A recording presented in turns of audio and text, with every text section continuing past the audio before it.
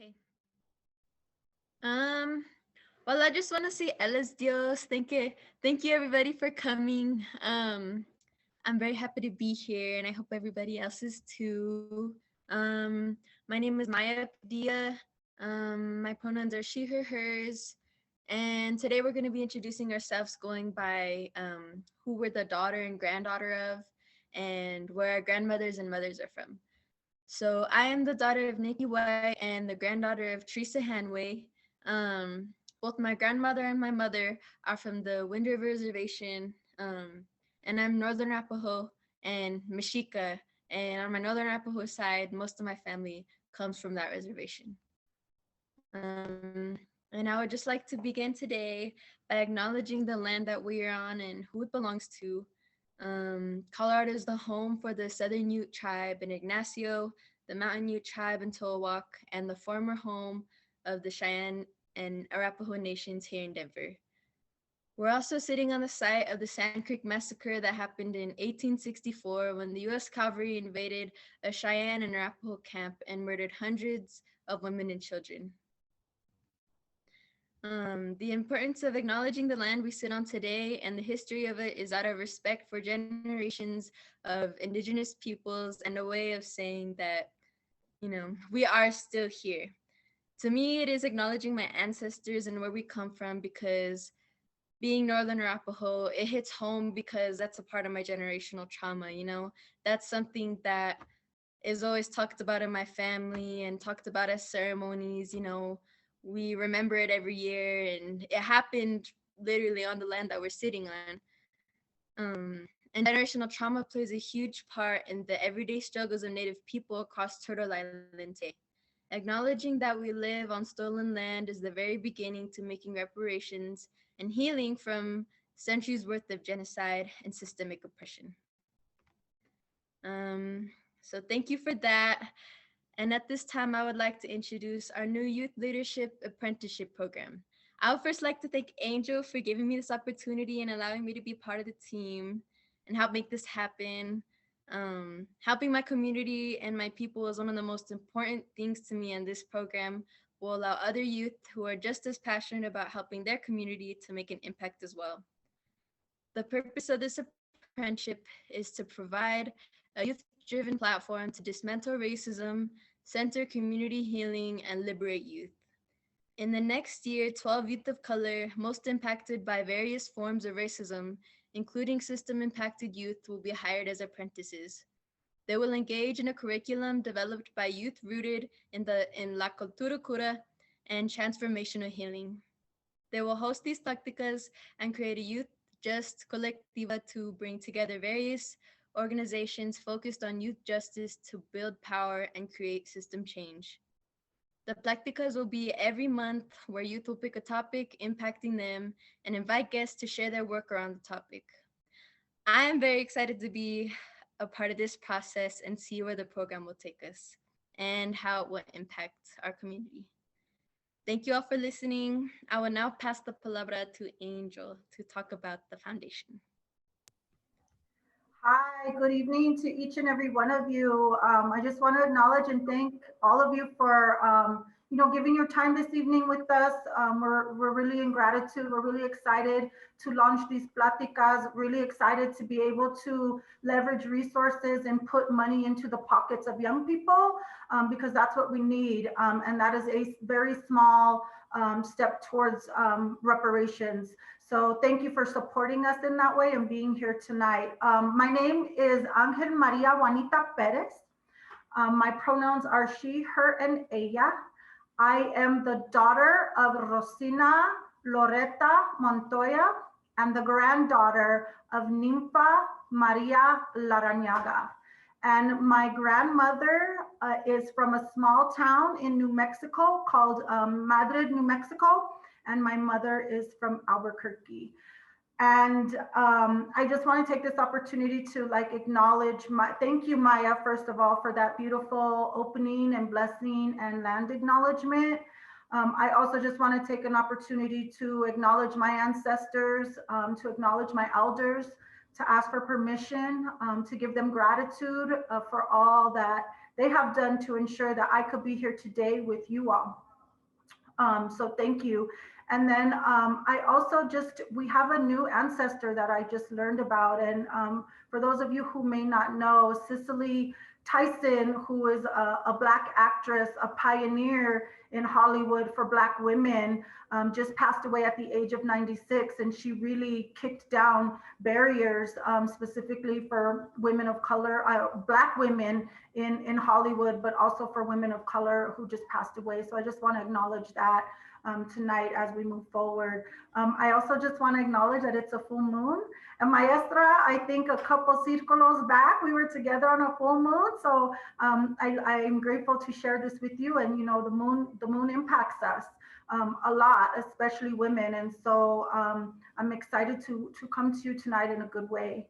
So what I'm going to just share really quickly is like the history of the organization, so folks can have like a snapshot of who we are and where we're going, because it's so important for us to acknowledge that history so that we can continue to push forward with the organization. And so the organization was founded about 27 years ago here in Denver in response to the Summer of Violence.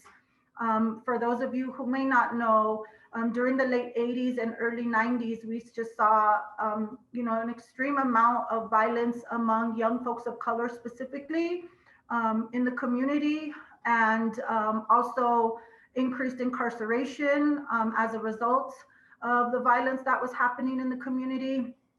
And specifically, we're located in the First Mennonite Church, and specifically one incident I think that just kind of really called on folks to do something within where we're located was the murder of a young man by the name of Randy Yazzie, who was a young Native brother that was killed in front of West High School, which is adjacent to our building. And the pastor of the church at the time saw what the response was from the state, saw what the response was from the city, and it was to continue to over-police our communities, to continue to criminalize our young people, and to have a really punitive response instead of saying, what's going on? Let's figure out what the root causes of this is so that we can, fix things in a good way, as opposed to continuing to cause harm through, criminal justice system and stuff like that. I mean, during this time, I remember hearing from my brother, and he was very young at the time, cops were taking them on alley rides. We lived in the projects, and cops were getting them, and they were like 11, 12 years old, and they were taking them on alley rides. And so the church decided, Pastor Jerry Weaver decided, we need to have a response that is rooted in healing, that is rooted in reconciliation, and that doesn't continue to cause more harm.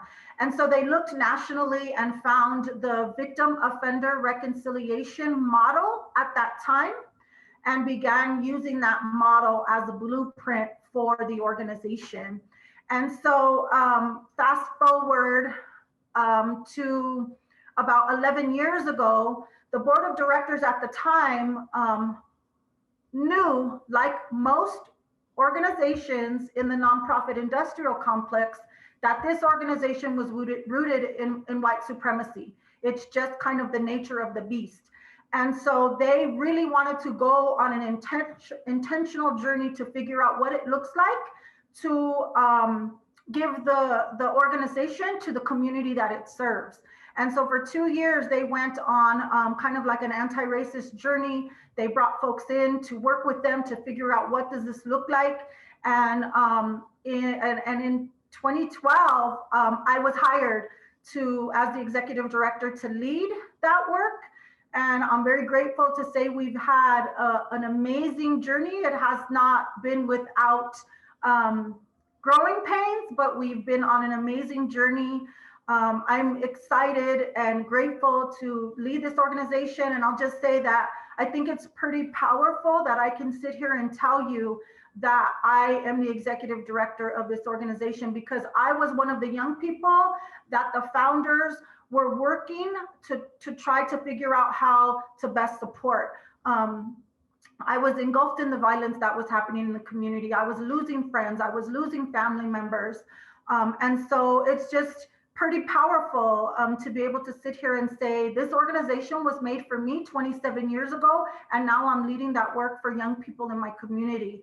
The organization's mission was very, very personal to me. My mother was incarcerated until I was 17 years old. And that not only impacted her, but it impacted me and my siblings and all of my family, my grandparents, even my aunties and uncles. And that caused a lot of harm to us. And my brother was first incarcerated he was arrested at the age of 12 and ended up being committed to the Division of Youth Services until he was 19 years old. And today I see how his incarceration is impacting his children, my nephews. And so we know, as Maya mentioned, that generational trauma is very real. Those generational wounds live in us. But I'm here to also say that resiliency lives in us. It's in our DNA. And we can, just like generational trauma is passed on, we can also pass on the medicine of healing. And so that's what we are doing with this organization. We are rooting ourselves in, La Cultura Cura, as Maestra Deborah will share more about, using the sacred círculo. We are unapologetically an anti-racist organization. And I say that with so much pride. And then I also just want to say, a lot of folks ask us, like, how did you get to this place? Because the organization looks completely different. In 2017 is when we started doing business as Colorado Circles for Change, and we just look like a completely different organization. And I will say it's because I have an amazing board of directors who first and foremost believed in me and they trusted me. And I think within the nonprofit industrial complex, we don't see enough women of color given trust. We just don't. And so I'm very grateful to have such an amazing board of directors who trusted me and then got out of the way and let me lead, let me stand in my power, because they trusted that I knew how to do this work. And so I just want to acknowledge that. And then I also want to acknowledge, my brother Cisco, who really helped us, connected us with people like Maestro Jerry, Maestra Deborah, who, I think I was already on a healing journey before, but when I first met Maestro Jerry, the game changed for me. When he looked at me and told me and everyone in that room that you are sacred and that your cultura is sacred and that you have something so powerful inside you in your DNA, and that tortilla is sacred, right? And so having been, like many, a woman of color who was shamed for her cultural identity, to hear that from somebody was a game changer for me. And so we have weaved that into the organization.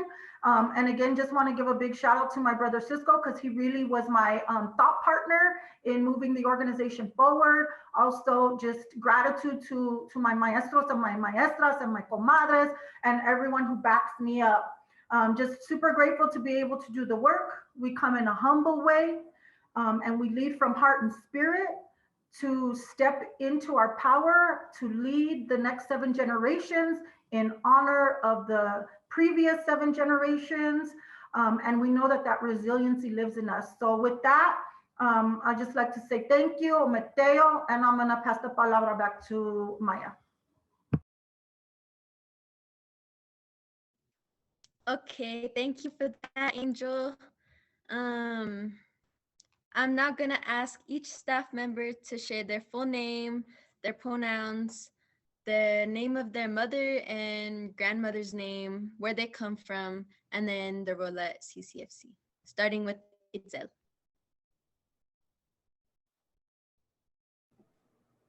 Good afternoon, everyone. My name is Itzel Santos Casillas. Pronouns ella, she, her. Mother's name Leticia Casillas Garcia. Grandmother's name Trinidad Garcia Flores. My grandmother and mother are both from Zacatecas, Mexico. I am the operations and program manager at CCFC, and I have been with the organization going on my 7th year. And how I got involved with the organization was during my sophomore year in high school. I interned with one of CCFC's partner organization, the Juvenile Defender Coalition, known as CJDC. And my experience there opened my eyes to the need to support youth who are most impacted by systemic racism. And I grew up in Denver's Park Hill and Swansea neighborhoods. So I witnessed how the school to prison pipeline was affecting many of my peers. And I decided to join the CCFC team because of the way this organization supports youth and how it provides space for them to be empowered and have a voice to combat the criminalization of our young people.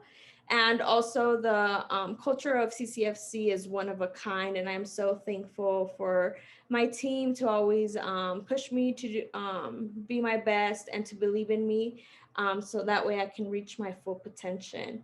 And I feel like I don't see CCFC as a job. I see it as something I enjoy doing, and I see my peers as a familia. And also I run a middle school mentoring program called Kalpuli. And Kalpuli is an indigenous Nahuatl word that means community.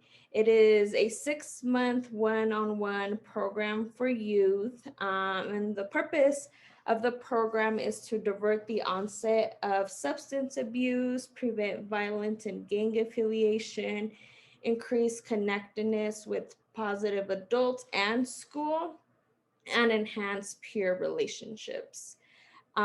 This program also connects youth to their Latina cultural traditions in a way that is strength-based and empowering. And just that's a little bit of the Calpuli program, and I will pass the palabra on to Angel. I shared, so I'm gonna pass it to Guadalupe. I shared a lot, so. Thank you, Angel and Itzel. So I just want to say good evening, everyone. And I am Guadalupe Corrales, and my pronouns are she, her, ella. I am the daughter of Susana Corrales Jimenez and granddaughter of Guadalupe Gamboa Cisneros. They are both from Delicias, Chihuahua. My role here at CCFC is that I am the Mi Avenida and Restorative Justice Program Manager. What brought me here to CCFC is that I felt like my values and beliefs really aligned with the mission. I grew up in Globeville, Colorado, so I got to witness a lot of my peers just ending up in prison at a very young age, and also how that environment continued to impact their lives. Even now, I still continue to hear about some of that impact that it continues to have on them. And even just growing up, I knew that I wanted my life to be different, and I wanted to be able to set that example for my brother, because I also know that he was vulnerable to that due to the fact that that's kind of where we grew up. What drew me the most to CCFC was just the ability to be able to help change lives in a way where we can acknowledge the generational trauma and not just, acknowledge the situation in the moment, but also kind of get to the root of the problem. And while being here, I also realized that I also had healing to do, and that I also needed to face some of the generational trauma that I've experienced by simply being a woman of color. And what I do here at CCFC is I am the program manager, like I said, for restorative justice. So basically what I do there is I help youth understand the harm that's been done by the decisions they've made, while acknowledging the harm that they've done to themselves also, and taking accountability for that.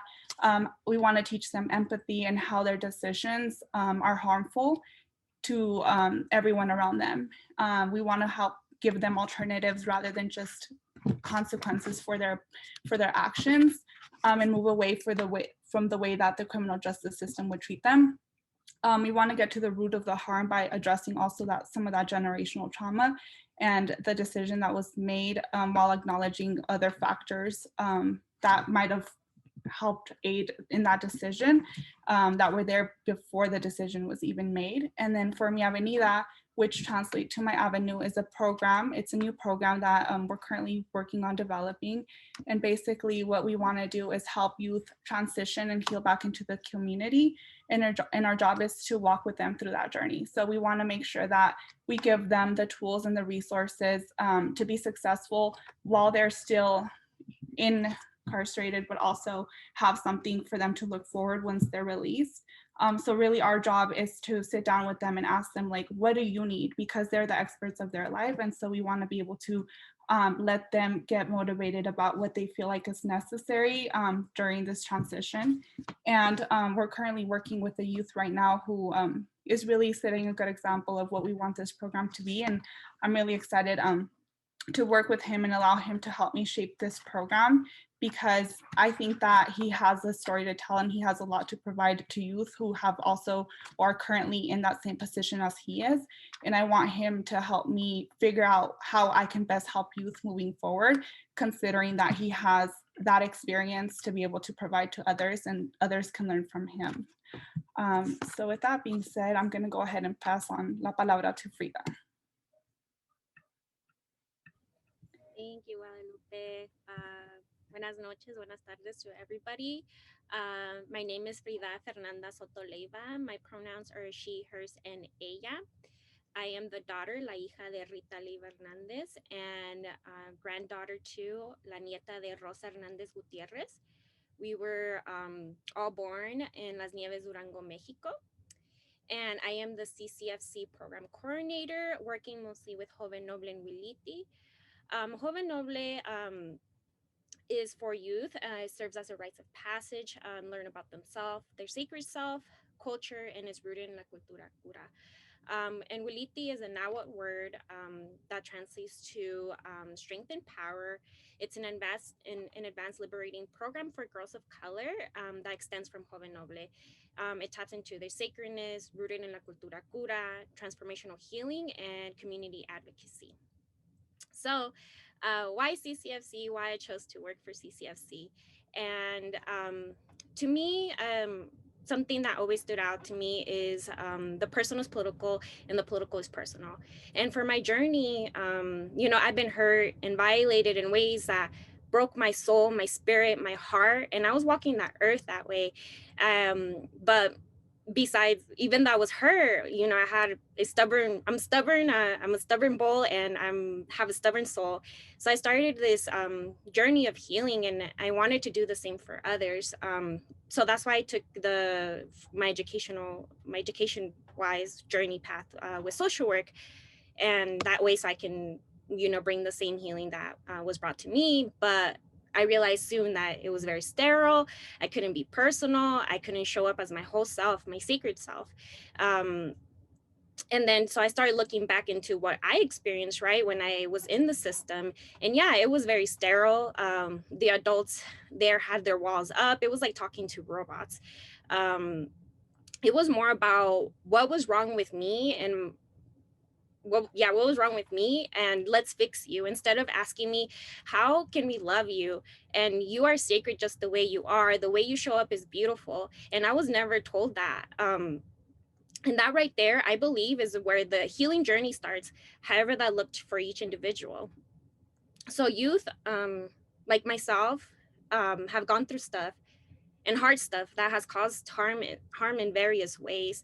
And this healing journey needs to be shared with others. And CCFC gives space for that, not only for me to show up as my whole self, my sacred self, but youth can also show up as their whole selves and sacred self, telling them the things that were not told, like that they were beautiful the way that I showed up, they were sacred just the way they were, and asking them, how can we love you, instead of telling them there's something wrong with you and we need to fix you. And then that again goes back to the Cultura Cura framework that CCFC uses, in the way that youth is centered in the middle of everything. Youth is the center and the core of everything that CCFC does. And they remind youth that they're sacred, that they're loved, and walk in the journey of healing with them in whatever way that looks like for them. So this is why I do the work that I do personally. And that's why my journey pushes me to be myself and work for CCFC. So with that being said, I'll pass the palabra back to Maya. Thank you guys for that. All right, next, I'm going to ask Maestra Debra to give us a blessing as we move forward with the Youth Justice Apprenticeship.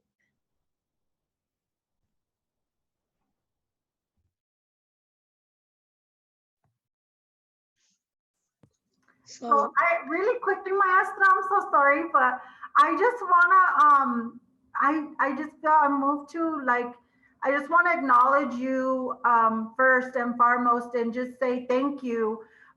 You know, you have backed us up, you have prayed for us, you have taught us, you know, and when we fall, you pick us up in a good way, you love on us. And I'm just really grateful for you.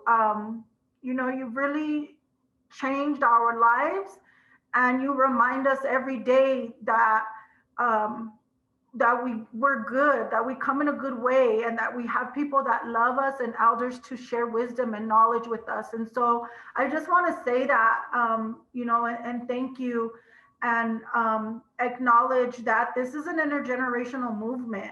Like, we are a youth focused organization, but we cannot do this work without our elders. We cannot do this work without, like, you know, Maestro calls us the Yalders, the young elders, the elders in training. You know, we can't do this work without that intergenerational focus. And so with that, I just again want to acknowledge you, Maestra. I want to give you gratitude. You know, my spiritual mama, been there for me through a lot of hard times, but then also smile with me through the good times. So I'm grateful for you, and I just want to you know, thank you, and pass the palabra to you.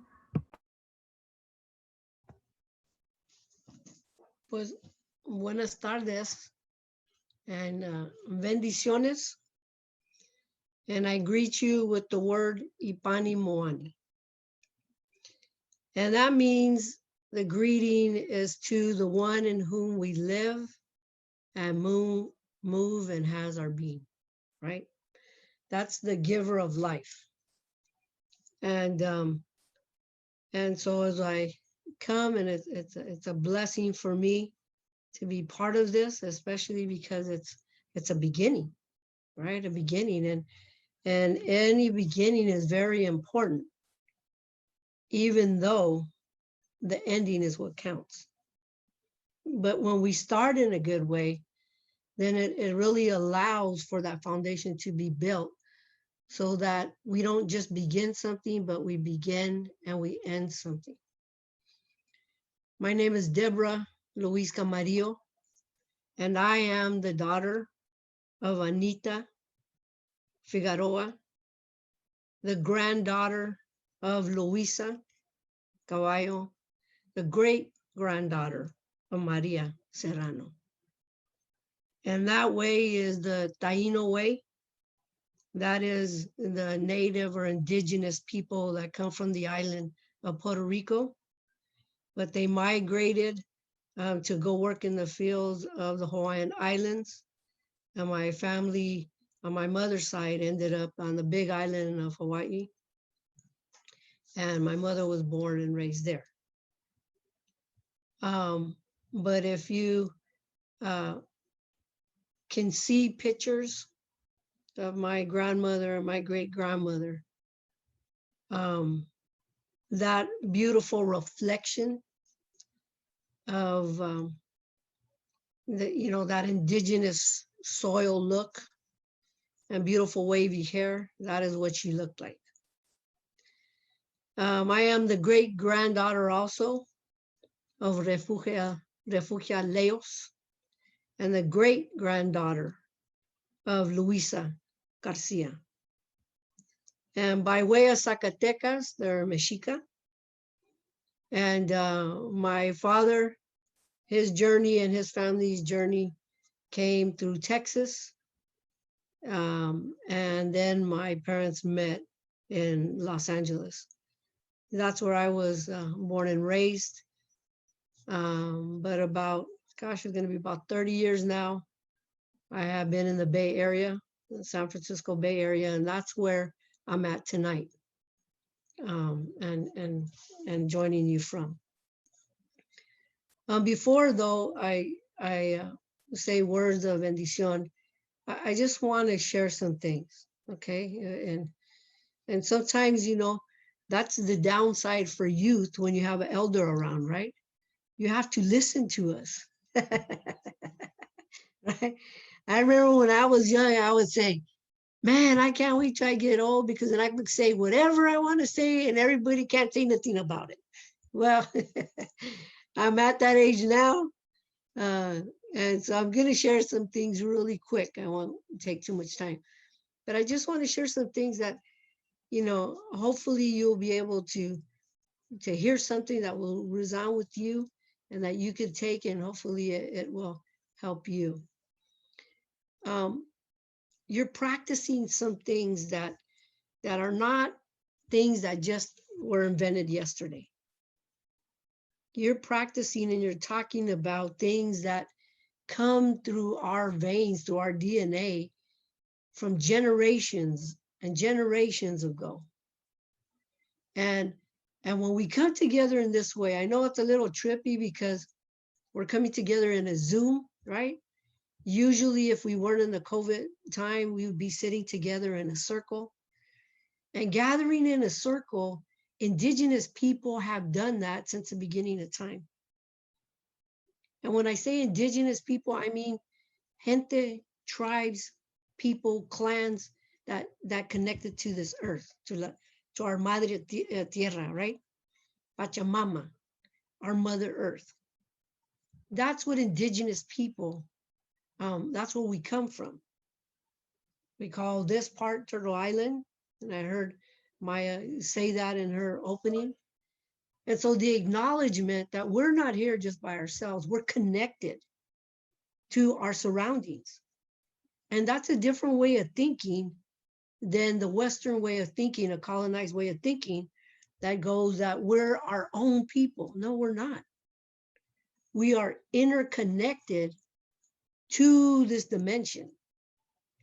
We say some of our oldest teachers are the plant life and our animal relatives. And when you look at the way that plants interact with plants, you know, they teach us many lessons because they live a law of reciprocity. And what reciprocity means is that I give you something and you give me something in return. That's why when we gather, right? Or you go to somebody's house, you take a little ofrenda, right? We come together and you're gonna, here I brought some, you know, frijoles to contribute to the cena, right? To the big party or whatever. We don't come empty-handed because it's within us to always offer up. So we receive, but we also give. And so back in the day when we would come together in the circle, it was important because we would be able to share together. But let me tell you something. There's something amazing that happens when we come together in a circle. And that's that our bodies talk to each other and we don't even realize it. We come together and that energy that happens is because when we look at epigenetics, now that's a fancy word, or we talk, talk about the entanglements, these things that happen within our bodies, right? That connect to another person, and we're not even trying to do it. It automatically happens. That's why you can walk in a room, and if there's somebody that doesn't like you, somehow you feel that crazy vibe. You're like, oh, I don't want to be here, right? That's because our bodies know. Even though our minds don't know, our bodies know. And so our gente a long time ago, they understood that, and they would come together in a circle.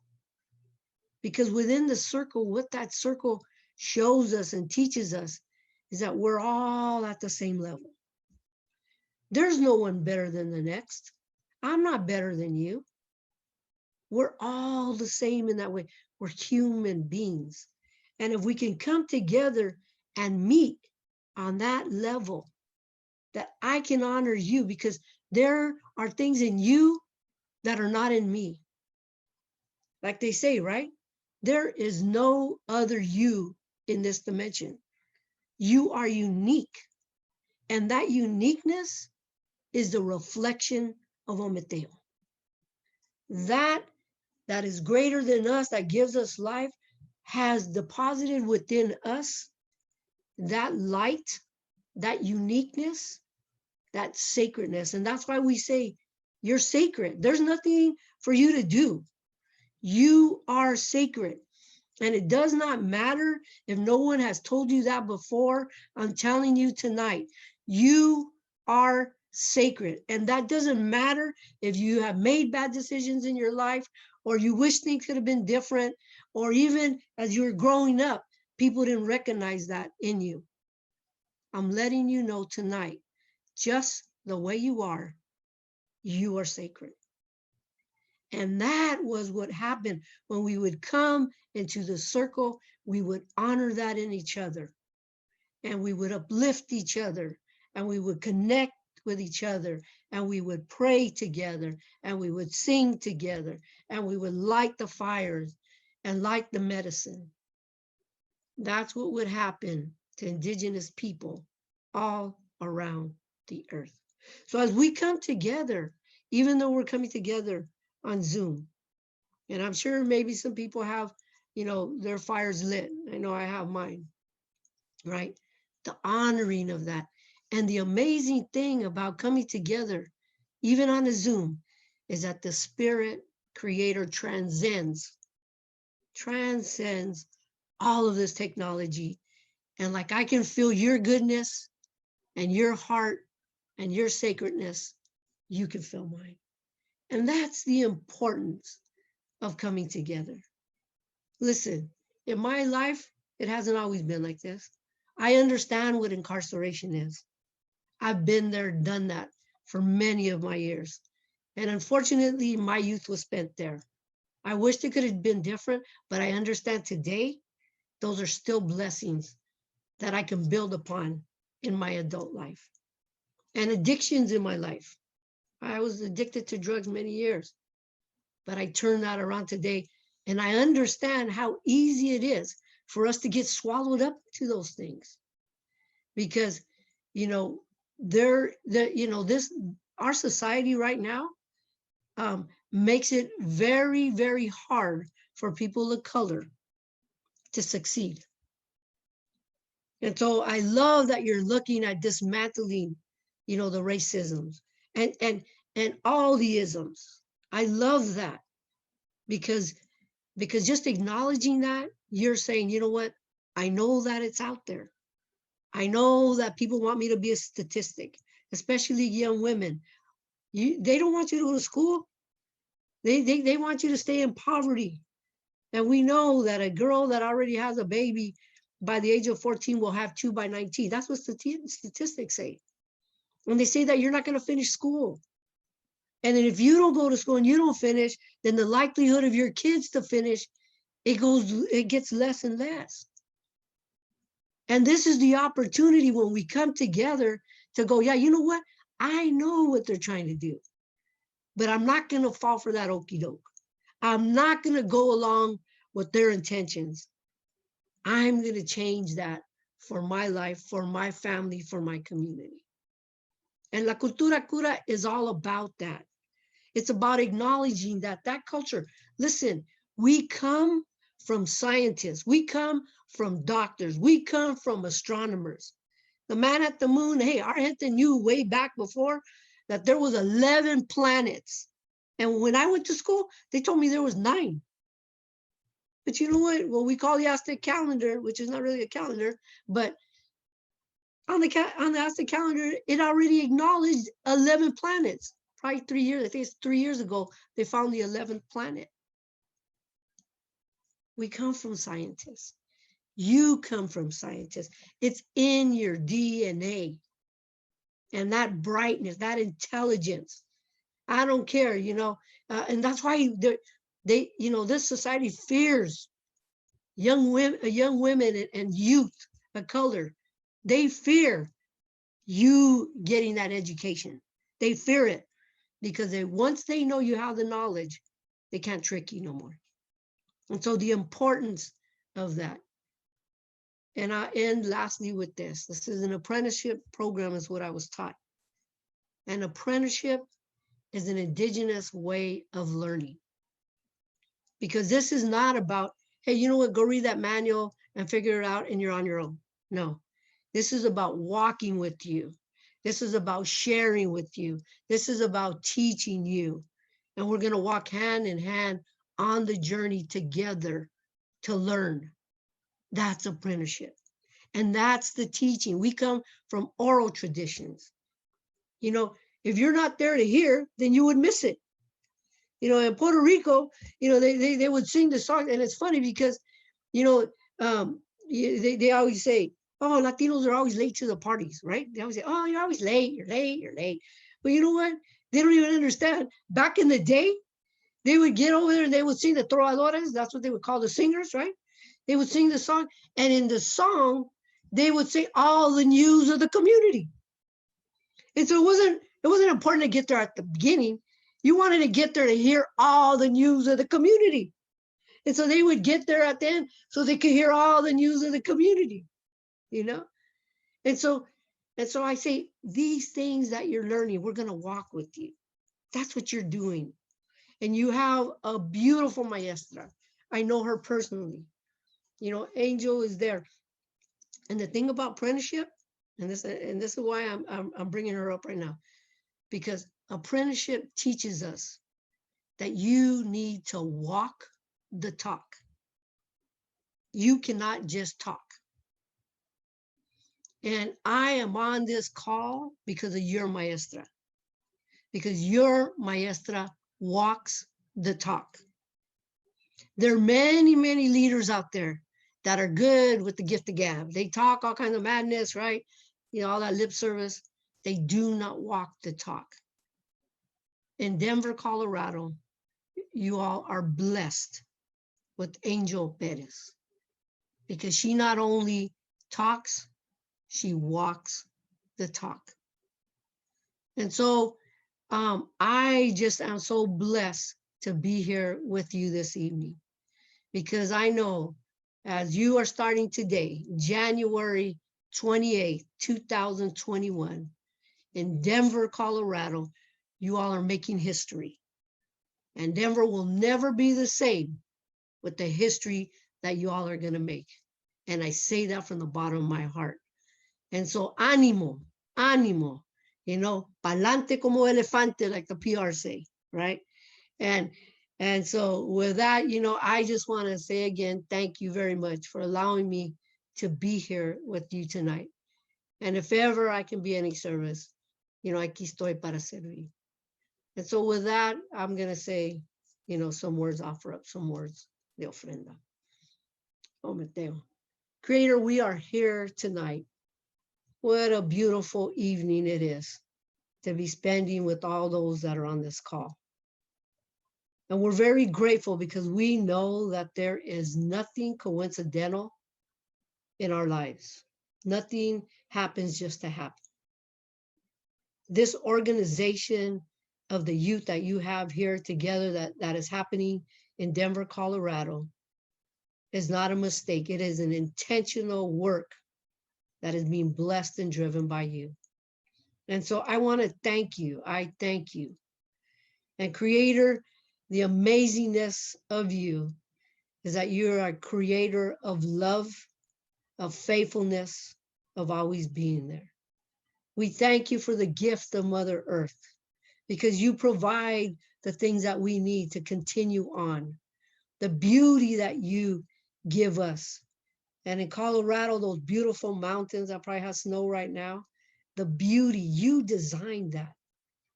And that's a beauty that we carry within us. That's a reflection of you.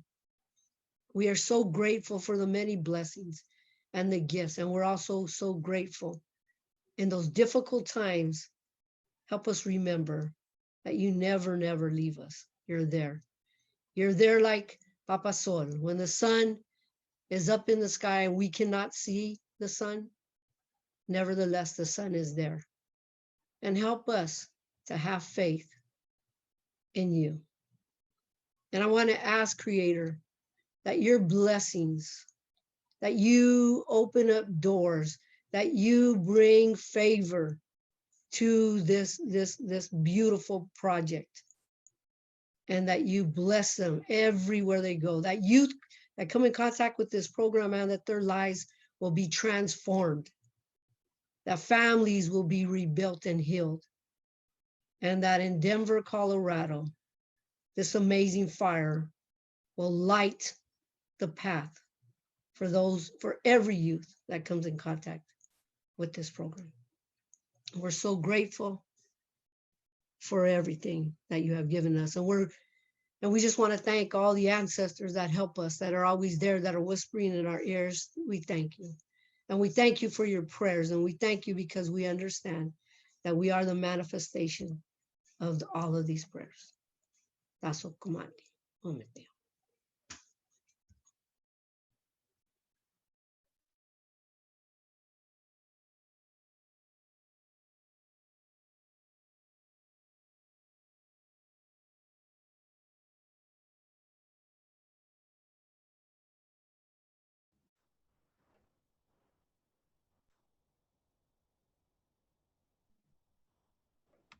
Thank you for that, Maestra.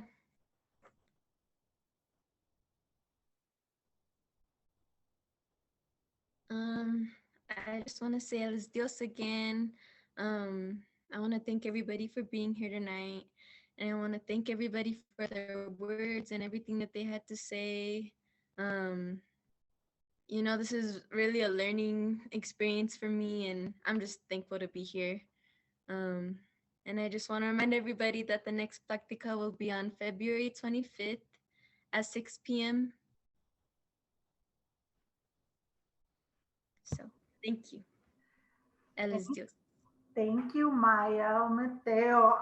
As we get ready to close and move on with our evening, I just want to go around the círculo, and I want to invite everyone to just give a consejo, give, to whoever in whatever way that you want to as we close, if we will close in that way. And so, Maestra, again, thank you so much for your palabra, your blessing, your teachings. We are so grateful to be blessed with you in our lives. So thank you again. And, one of the things that I want to acknowledge is that we are an organization that functions within the nonprofit industrial complex. And that history, the history of nonprofits in this country was not for liberation. It was for charity. It was for wealthy white women to have, hobbies y todo eso. But we are transforming that. And the reason why I named that is because that's connected to my consejo. And what I want to do right now, there's a lot of folks that are from outside of our community that want to support this work, that believe in this work, and also acknowledge their role in dismantling racism in this country, and positioning themselves to leverage and share resources and privilege that were built off the backs of our people. And so with that, my consejo is that if there are allies and accomplices out there who want to support our work, or not just our work, but other folks, other women of color executive directors, leverage resources, donate money if you can and move out of the way, or donate skills, resources, and things like that. So I just want to call on folks, and that would be my consejo, that would be my advice to those folks who want to, stand in solidarity with us. So I'll share that in that way, palabra, and I'll pass it to Itzel. Palabra, my consejo would be to anyone. It's my favorite quote, and it's the quote I try to live by every day. And it's, if you're comfortable, you're not growing. So to anyone who needs to hear this, get out of your comfort zone and go and try new things. Palabra, and I'll pass it to Guadalupe.